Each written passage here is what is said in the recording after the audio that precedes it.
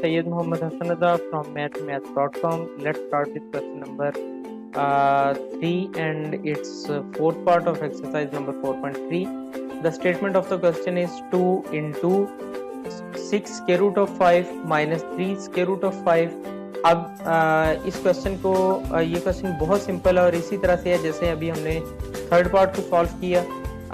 इसके अंदर होगा कुछ इस तरह से कि ये जो स्क्वायर रूट ऑफ 5 यहाँ भी हमें नजर आ रहा है और यहाँ भी नजर आ रहा है। ये सबसे पहले तो ये कॉमन चला जाएगा यानी बाहर चला जाएगा, तो ये हमारे पास आ गया 2 स्क्वायर रूट ऑफ 5।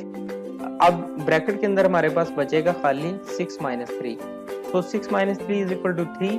ये 3 इस 2 के साथ मल्टीप्लाई हो जाएगा, तो 2 multiplied by 3 is equal to 6, तो ये 6 स्क्वायर रूट ऑफ 5 आ जाएगा। ये क्वेश्चन कंप्लीट हो चुका है। अगर इसमें आपको कोई कंफ्यूजन या कोई प्रॉब्लम है तो आप हमसे कांटेक्ट करें। हमारा यूट्यूब चैनल अवेलेबल है, आप उसे सब्सक्राइब करें ताकि हमारी लेटेस्ट अपडेट्स और वीडियोस आपको मिलती रहें। Thanks for watching mathmath.com।